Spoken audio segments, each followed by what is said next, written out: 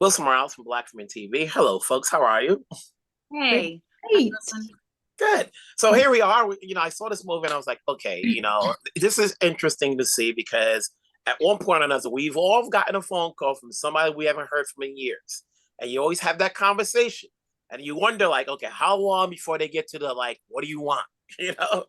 So what was it that intrigued you to say yes to taking on a project? Was the initial premise? Was it working with each other? Was it the time in which you can do it? Or was it all three of them? Natalie? Well, yeah, no, Naomi should kick off because she's the right one to kick off on this.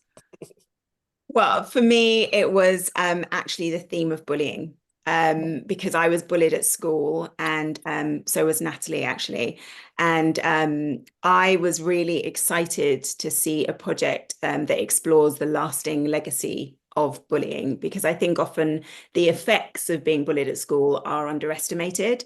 And I think that they can really have a lasting legacy on you as an adult, especially if you don't, find ways of healing that trauma, as Heather sadly doesn't. So that was what really connected with me initially and drew me to the project. And then, of course, the brilliant writing, it's their dream roles for actresses.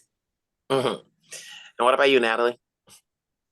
Yeah, everything Naomi just said. To get to play such three-dimensional, fleshed out, non-binary, women where with such just interesting text that really gets under gets really under the skin of what it is to be a woman and all the multitude of sides that we have in that capacity. And that for me, the stepping on from what Naomi just said, for me, I just found it really interesting, this pivotal question of choice. The choices we make in life, the choices we make to act on things that have been done to us, how we react, what we pass on. Violence begets violence. There's been pain and trauma done to both those characters, where the choices that they've made in life lie, and that's good drama, is the friction of choice. And I was just so I was shocked to be offered the role of Carla. I was just like, this is a great acting opportunity. There's just so much to get your teeth into with her that I'd be an idiot to say no, basically. What did you do to get into the mindset of the characters you're playing? For Heather, there's a form of repression, that comes out, and then you wonder, like, how long can people hold on to something that happened eons ago before it comes out?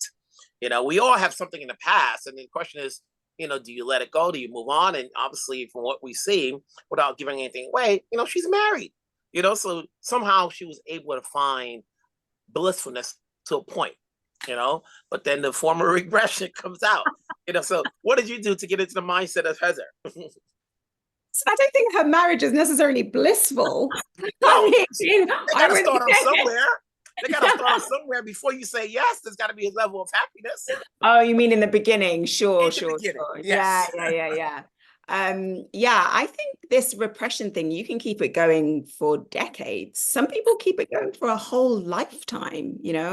But it certainly isn't healthy, and it comes out in all kinds of weird and horrible ways, and affects your health, and it's really not the healthy way of operating in life, basically. But in terms of how I try to connect with that repression and find Heather, it was my usual way, which is sitting in my bedroom and talking to myself as the character, finding out how many brothers and sisters I've had, where I grew up, what my childhood was like. And I just talk and talk and talk until I suddenly start hearing the character's voice.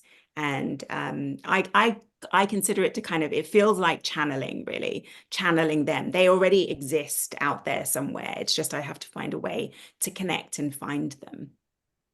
For Carla, a woman who's got kids, and I wouldn't say she's happy where she's at. She's got a job to support herself.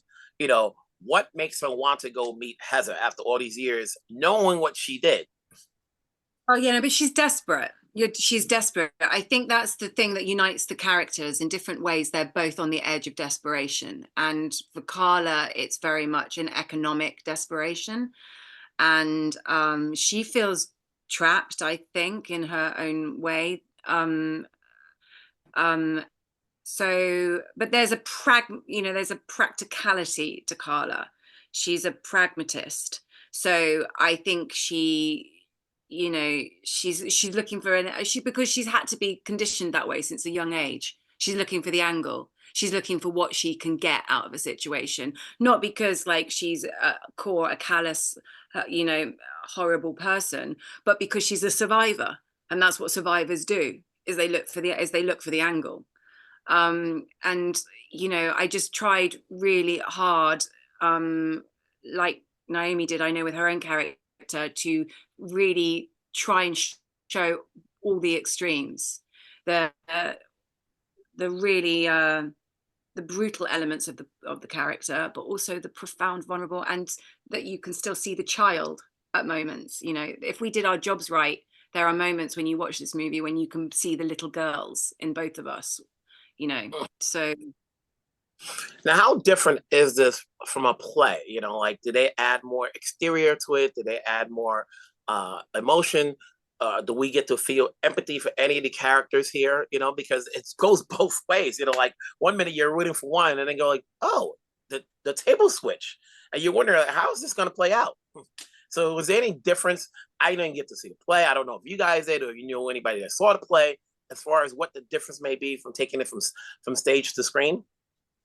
Natalie, did you see the play? I thought you had. Never saw it. No, I didn't. Okay, sorry. Wish I had. I was out of town, yeah. And when it transferred, I was out But of town. you did watch it though. You did, sorry, read it rather. I read it as a play, yeah. Yeah. I mean, it's pretty much, Guillem is the person to talk to there. Our director sort of fleshed it out with a few ideas. There's a delicious scene which is quite humorous, where we're sort of having some fun, and you see us regress in our planning, like almost so like the two little girls, like plotting together.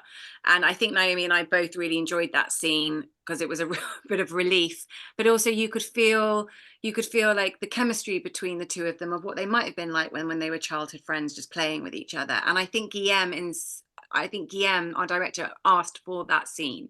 He asked to see that color, to see how they fell in love with each other as friends before it all went completely pear-shaped. And yeah, I mean, obviously we walk around Bath, and so there's this great walk and talk scene, which you don't do in a theatre.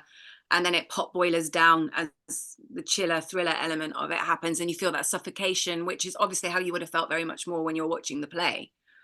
So there was some amendments made, is my understanding. There's obviously then some amendments made to turn the play into a film, but the text is pretty honest and truthful, to be perfectly honest with you. It's pretty pure to the play text.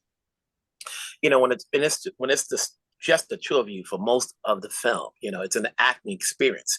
When you're working with Guillem, and you have a screenplay like this, what does doing this, if anything, help you all as actors moving forward? Because obviously you've done other projects, that has much more exteriors, sci-fi, whatever. But then when it's just the two of you, it's just all, it's just, you got to lay it all out there for us to be convinced.